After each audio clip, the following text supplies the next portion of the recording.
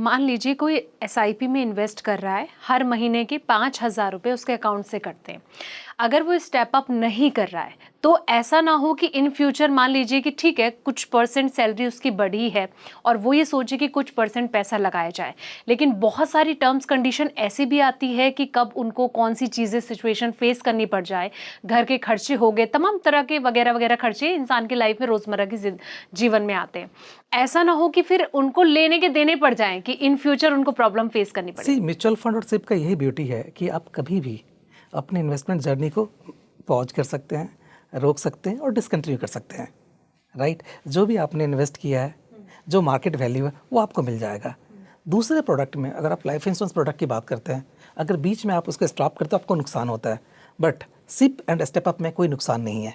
जहाँ पे आपने उसको पॉज कर दिया, जो पहले की फंड वैल्यू है वहाँ पे वो रुक जाता है। राइट, और मार्केट के हिसाब से चलता रहता है, तो कोई प्रॉब्लम नहीं है। अगर आपको लगता है कि आज आपने स्टार्ट कर दिया, 2 साल 3 साल 4 साल के बाद ऐसा फेज आएगा, हो सकता है कि इनकम थोड़ी कम हो गई है, तो आप वहाँ पे पॉज कर दीजिए स्टेप अप को, कोई प्रॉब्लम नहीं है, उससे कोई नुकसान नहीं है। जो पैसा आपने इन्वेस्ट किया है वो उसका तो यूनिट आपके पास में आ ही चुका है ना। तो ये फायदा मतलब इन्वेस्टर को मिल सकता है अगर वो यही ब्यूटी है म्यूचुअल फंड्स एंड सिप की। ठीक है, मेरा अगला सवाल सर ये है कि जिस तरीके से स्टेप अप की हम बात भी कर रहे हैं, तो क्या इसे स्मार्ट फॉर्म समझा जा सकता है एसआईपी का? क्योंकि देखिए मार्केट में भी बहुत तरह से स्टेप अप को लेकर बातचीत होती रहती है कि आखिर ये नया फॉर्म क्या आ चुका है।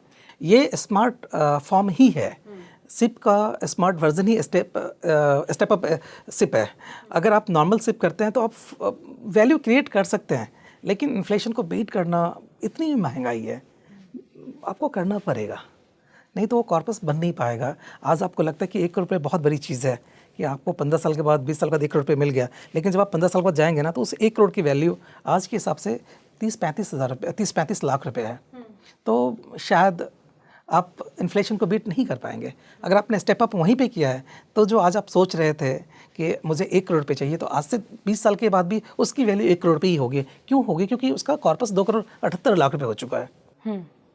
सर अक्सर ये होता है ना, कई लोगों के मन में ये होता है कि मान लीजिए उनके पास जब पैसे आते हैं तो वो ये सोचते हैं कि ठीक है मैं ज़्यादा से ज़्यादा इन्वेस्टमेंट कर लूँ, लेकिन फिर आगे चल के उनको थोड़ी प्रॉब्लम फेस करनी पड़ती है। तो आपके हिसाब से मैं ये जानना चाहूँगी कि क्या इसमें थोड़ी सी सूझबूझ ज़रूरी होती है कि जैसे कि बड़ा परसेंट ना लगा के थोड़ा इतना लगाओ कि आपको आने वाले टाइम में जो आपके पैसे हर महीने अकाउंट से कटेंगे उनमें प्रॉब्लम फेस ना करनी पड़े? जैसा मैंने बताया आपको ना कि जितना भी पैसा आप डाल दीजिए म्यूचुअल फंड्स में, कभी कोई प्रॉब्लम नहीं है। क्यों प्रॉब्लम नहीं है? क्योंकि फ्यूचर में आप दें या ना दें उसका कोई इम्पैक्ट आपके प्रेजेंट इन्वेस्टमेंट पे नहीं पड़ता। राइट, इसमें यह कि आप एक पैसा आपने इन्वेस्ट कर दिया, वो फंड क्रिएट हो रहा है, वो फंड अपने हिसाब से जो पोर्टफोलियो उसकी वैल्यू बढ़ रही है ना। फ्यूचर में आप देंगे तो उसमें वो पैसा जाएगा, अगर आप नहीं देंगे तो ये तो फंड आपका है ही ना, ये तो फंड आपका परफॉर्म कर ही रहा है।